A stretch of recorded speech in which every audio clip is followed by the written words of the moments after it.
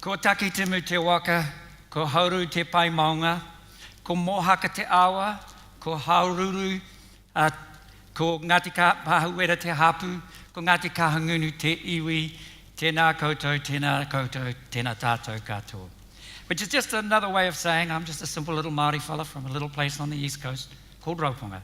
And when I was growing up in this house without electricity in the 1950s, I had no idea that one day I'd use a thing called a computer, go on a thing called the internet, go to a place called Google Earth and take you back to that house today where I was brought up. Actually, I always tell this story, love it. That was my windowsill there. On the windowsill, I used to have a beer bottle.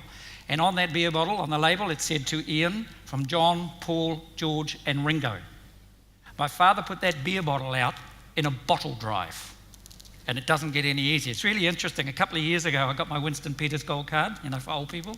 And the first thing people say to you when you get one of those is, do you know you can go to Waiheke Island for free? Well, I tell you what, if my father hadn't put that bottle out, I'd own a place on Waiheke Island now. I talked about it last night, I look out there, I look out in this room, I talk about the Māori worldview. Ko ngā tahua o tapawai i nānahi, hei to ira ora mō apopo. In the Māori worldview, it's our past that lies in front of us. So the footsteps we lay down in our past are what bring us to where we stand today. So the footsteps laid down by our ancestors hundreds of years ago, I missed out a bit, are the paving stones that brought us here today. I've missed a slide there, but let me take you to this. So I look out there in the past, 400 AD, this is the story of my ancestors. This great planet in giant waka, often in crews of more than 100 men and women. They were astronomers who mapped the stars and ocean currents using sophisticated charts that they committed to memory for those long months in unexplored waters. From China to the Philippines, Indonesia to the Pacific Islands, after millennia of migration across a third of the planet, they eventually arrived in Aotearoa. So these ancestors of mine travelled across a third of the planet using the stars to guide them. They were astronomers, astrologers, engineers, designers. Those were state-of-the-art craft they designed. They arrived in a country that was nothing like, those of you who were at the dinner last night would have heard this story, nothing like the islands they had left. So they were forced to innovate to survive. So these are the ancestors that are in my past. And it's really interesting, as I mentioned last night, in the 1950s and 60s, when I was growing up and going to school, no one ever taught me this history. I learnt about the Romans, I learnt about the Vikings, I learnt about King Henry VIII. I did not learn about the incredible culture that was the other half of mine. And I think it's time that we change that, because if we look around this room, if we look at this industry we're in, you will find very few Māori and Pacifica kids. But the reason is really clear. They have been denied this heritage, they have been denied these stories, which tells them that this is in their DNA. And that these cultures of ours, indigenous cultures, can look at a universe in a way that doesn't need Pākehā science. There is another way to look at the world, and I think it's really, really important that we acknowledge that. I actually talk about it here. You know what? This industry is it occurred to me last night that this industry is the perfect industry for this whole idea of diversity and inclusion, because it's an industry that was begun by people we used to call geeks. And they were the ones that were on the outer.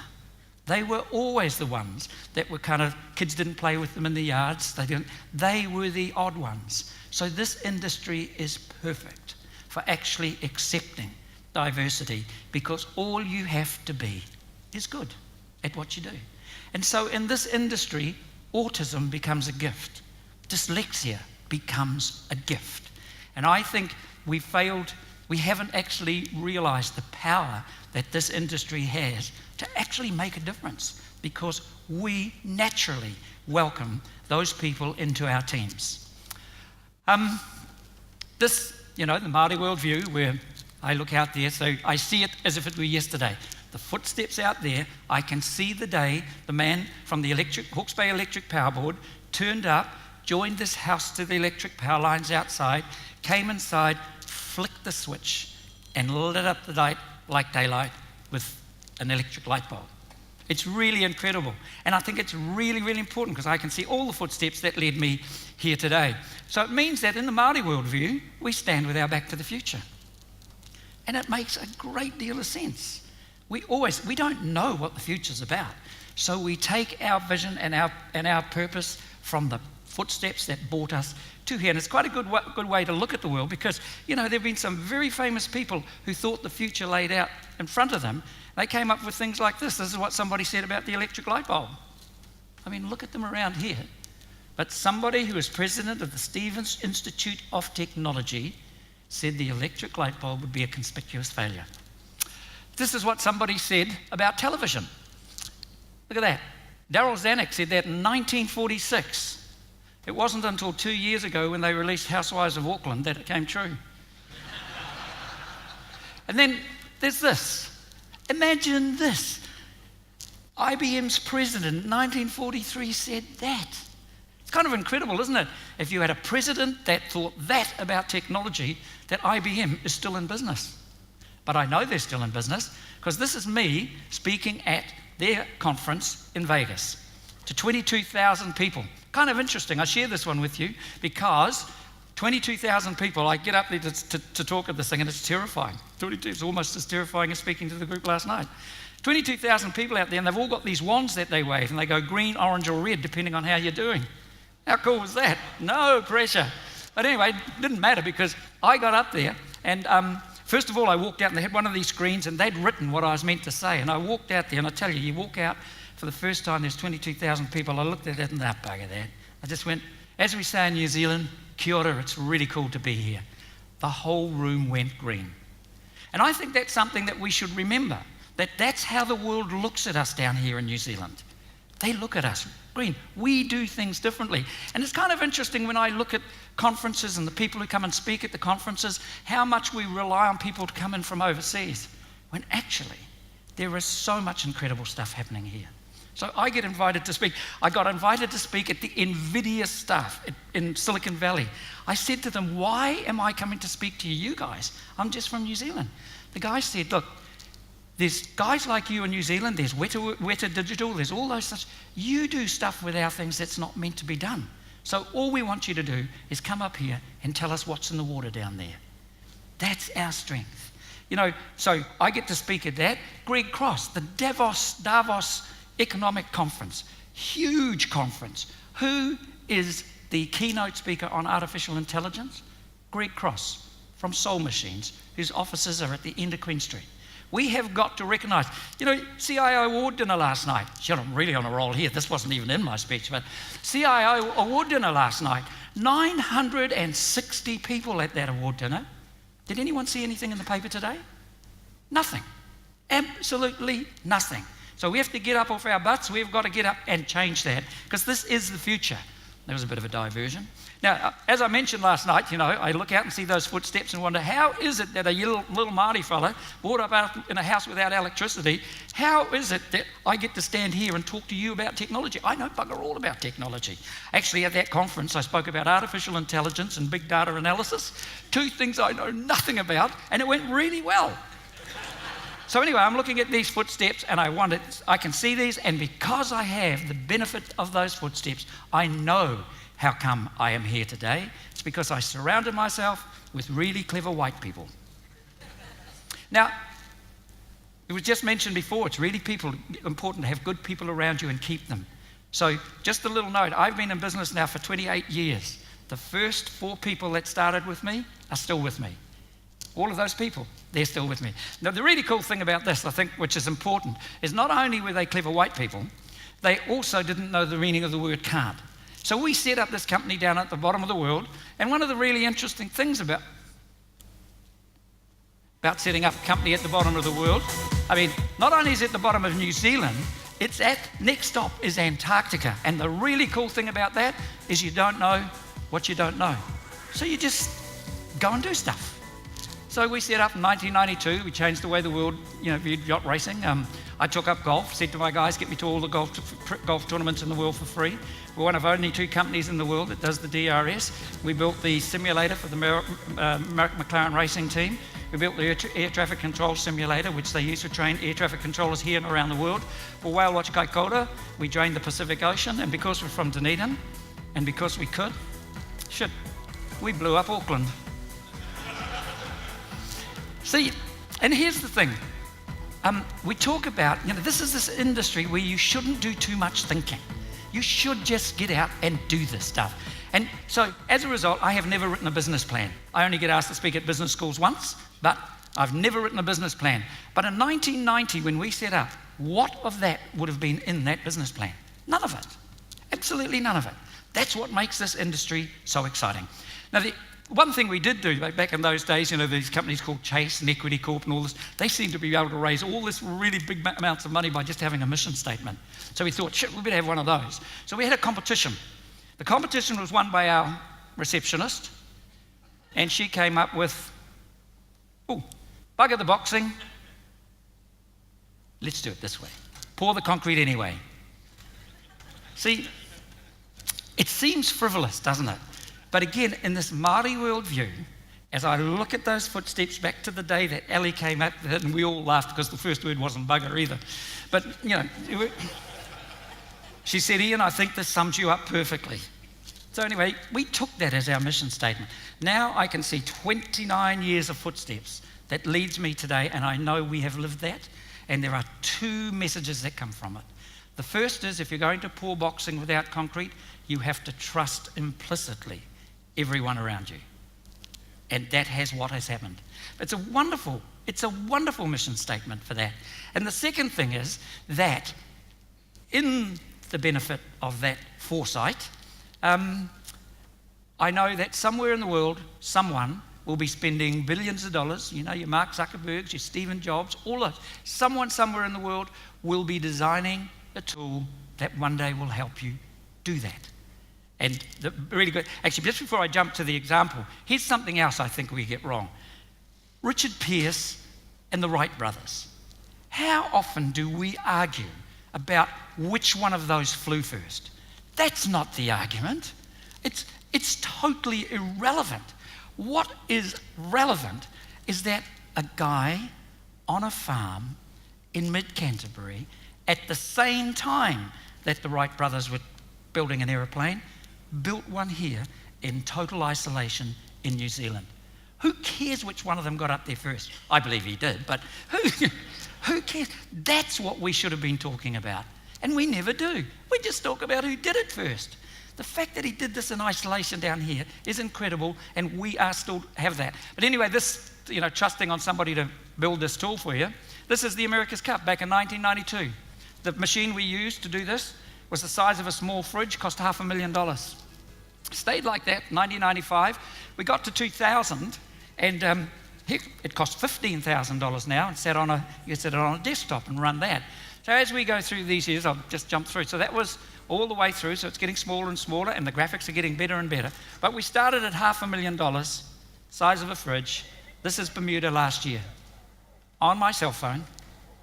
And look at the quality of the graphics. And actually, what I'm doing here is, I'm not in Bermuda, I'm in New York at a golf tournament. I'm sitting on the side of a golf course, recording this while the racing's going on.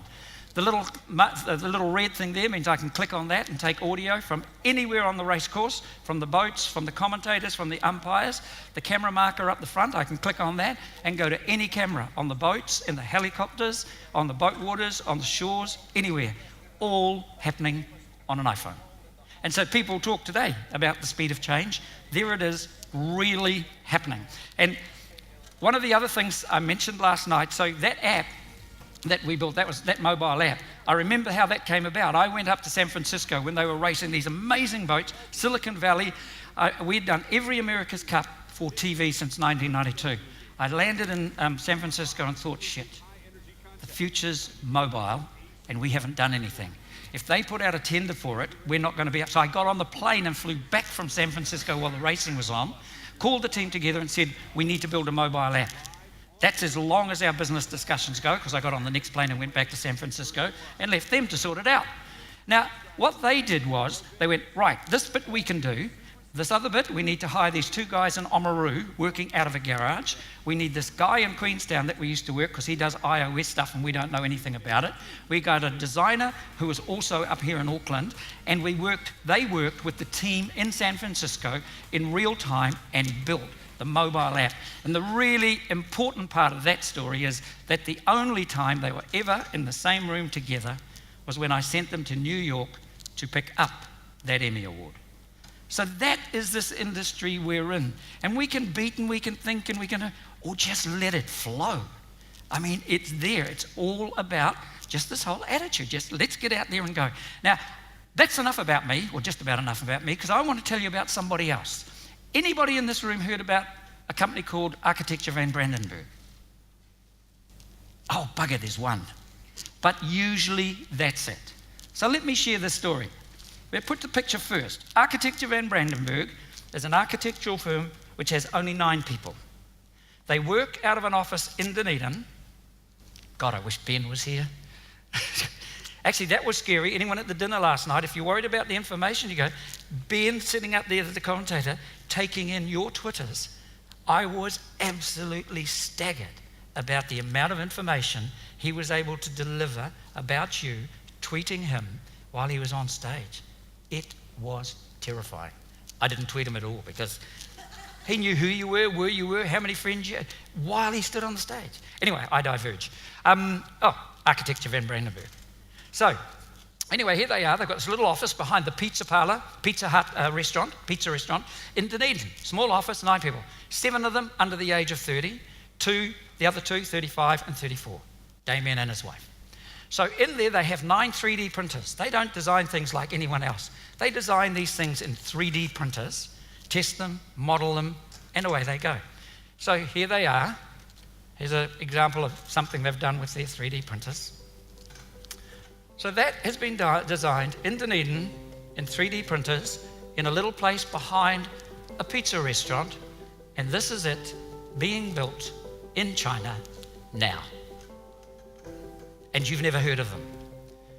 So that's it, going up in China, based around nature, based around the leaves, all this. It's an incredible design, and apparently they stopped counting the budget 2 years ago when it went past US 1.2 billion. From an office behind a restaurant in Dunedin, using technology and thinking differently. So here it is. There's just some stills of it a couple of weeks ago. Look at this. That's it, 4 times the size of Te Papa. Restaurants, art galleries, all of that.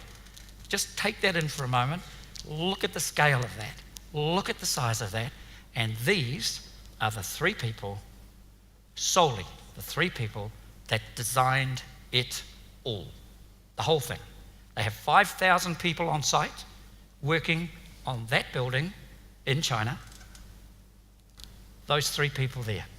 I think it's incredible. Not only did they design the building, they are designing all the door handles, the light shades, the chairs, the furniture, the cups, the saucers. And you've never heard of them. See how bad we are at telling our own stories? I mean, this place, this country is full. That's why I call this from a nation born of sailors. Being a nation born of sailors has given us something in our DNA that allows us to do things differently. That number 8 piece of wire that people say, we're in the technology business, that's farming, get rid of it. That's the worst thing we could do, because the number 8 piece of wire was never, ever about the piece of wire. It was about what people in an isolated place did with that piece of wire that it wasn't meant to do. What's in the drinking water down there that has you guys doing it? We should cherish that. We should grow that. It should be part of our whole curriculum in schools to understand the power of that. Now, I did say earlier that, I took up golf and then said to my guys, get me to all the best golf tournaments in the world for free. So they've done that. We now do 53 golf tournaments around the world. Tonight, I fly to the US Open. I won't be staying on Tiger Woods' yacht that's parked up by the golf course, but we go, so I've done all of the major tournaments in the world. It's just been incredible. Just off a piece of software. There wasn't a business plan. That is how long the meeting took. Guys, I just want to go to all the best golf tournaments in the world. Could you do something? And this is us 19 years ago, I think it was, at the PGA Championship. That was our setup there. And this is interesting too. This is another lesson as you think about always bringing in overseas experts. This is a thing about how we are viewed. Kiwis, parking for Kiwis only, we didn't buy that sign. The Americans bought that sign. And they put it there with great pride. They put it there. You do not see any of the other people, they don't buy parking for Swedes only, parking for Danes. It's only parking for Kiwis only. And that's how we are viewed. So anyway, that was us 19 years ago. Here we are. These are all Kiwis last year. So that's our setup at the PGA Championship 19 years on. And it is really cool because there are other countries, there are other companies in this truck, but you will hear the door open and they're bringing through these VIPs and people. And as they come through the door, the first thing you hear is, "You have got to meet our Kiwis." Just pisses the others off so much. Because actually we use all the other people's data to put out a screen, they're doing all the hard work.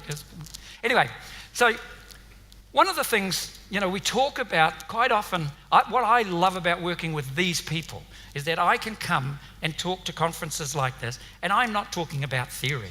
I'm talking about things that these people do. And we've never planned it, we've never looked out strategically. And often I hear speakers before me and I think, shit, we did that. Ooh, we're doing that. Ooh, that's how we do things. And those footsteps are really powerful. So anyway, that's me. And I was in that truck, and I was looking at, shit, is that 2 minutes to go? Hell, I was in that truck, and the producer calls up and says, "Ian, do you have Jack Nicklaus's plaque on 18? So I didn't even know there was one. He said, "Oh, well, that's good. It would have been nice, because what would have been good, that's final day, last two just coming through, about to get to 18. What we'd like to do would have been good to show where their ball positions were, because that's a very famous plaque." So anyway, he switches off. Now, my staff know exactly what I'm going to do next, totally. One of them took out their phone and started videoing me. And he videoed this. I didn't know he was doing this at first, but this is what he videoed. Hey Mark, I just sent you an email with a plaque of Jack Nicklaus. It's in the 18th hole. The guys are on the 15th now, so we've got 3 holes. Yeah. Could you make a 3D model of it and get it back to us here, so we can actually put it in before they get to the 18th? Yeah. I think about 20 minutes. Yep. Yeah, 20. Yeah, 20. 20? Cool. Okay. Thanks, mate. Bye.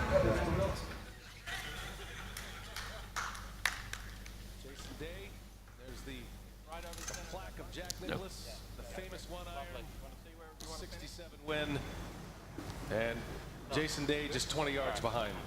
Perfect. So that's the industry. It's about attitude. It is totally about attitude. You imagine, just think about this. Mark McQuillan, who I rang, I'm in New York, it's 8:30 in the morning in Dunedin, and he's turning up at work when he gets that phone call. Now, people who've seen this before, somebody said to me, "You know what was most remarkable about that? Is how short your phone call was. It was 23 seconds long, and he wasn't expecting it. And he delivered that." Now, the interesting thing was, he was in the tea room when he came, and one of my guys says, "I was in the tea room that day, last week when you rang Mark." It was funny because he hung up and he had this look on his face. I said, "What's the matter, Mark?" He says, "Oh, bloody Taylor.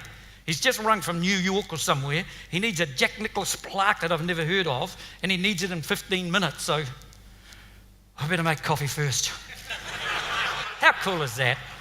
So, to close, I want to share my 2 boys. So that's Sam and that's Ben.